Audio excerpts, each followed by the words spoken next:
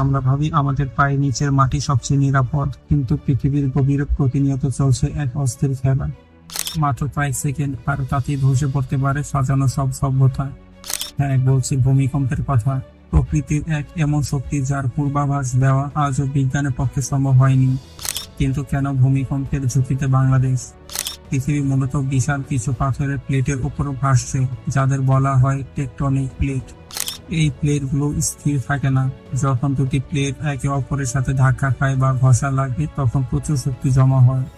হঠাৎ সেই শক্তি মুক্ত হলে শিলার স্তরের যে কম্পন সৃষ্টি হয় তাই ভূমিকম্প নামে পরিচিত।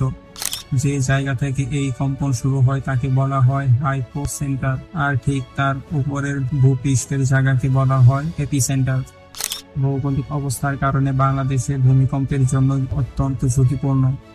বাংলাদেশ ভৌগোলিকভাবে ইন্ডিয়ান, ইউরেশিয়ান এবং বার্মা এই তিনটি টেকটনিক প্লেটের সংযোগ স্থলের উপর অবস্থিত।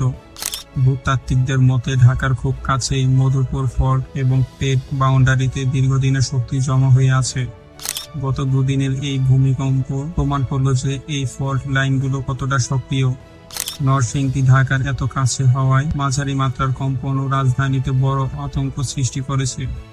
বিশেষজ্ঞরা বলছেন এটি হতে পারে বড় কোনো ভূমিকম্পের সতর্কবার্তা। 21শে নভেম্বর শুক্রবার সকাল 10টা 38 হঠাৎ ভূমিকম্পে কেঁপে উঠল পুরো দেশ। মানুষ কিছু বুঝে ওঠার আগে আতঙ্ক ছড়িয়ে পড়ল চারদিকে। এর মাত্রা ছিল রিটার স্কেলে 5.7। এর উৎপত্তি স্থল ছিল ঢাকা থেকে মাত্র কয়েক কিলোমিটার দূরে নরসিংদীর মাধবদী এলাকায়। মাটি মাত্র 10 কিলোমিটার গভীরে সৃষ্টি হওয়া এই কম্পনটি ছিল অত্যন্ত শক্তিশালী। এরপর ঠিক তার পরের দিন 22শে নভেম্বর শনিবার সকালে 3.3 মাত্রার এবং সন্ধ্যায় মাত্র 1 সেকেন্ডের ব্যবধানে 3.7 ও 4.3 মাত্রার দুটি কম্পন অনুভূত হয়। মাত্র 32 ঘন্টার ব্যবধানে 4 বার ভূমিকম্পে কেঁপে উঠল আমাদের পায়ের নিচের মাটি। যদিও বড় কোনো ধস নামেনি, কিন্তু ভূমিকম্পের চেয়ে মানুষের আতঙ্ক বেশি ক্ষতি করেছে।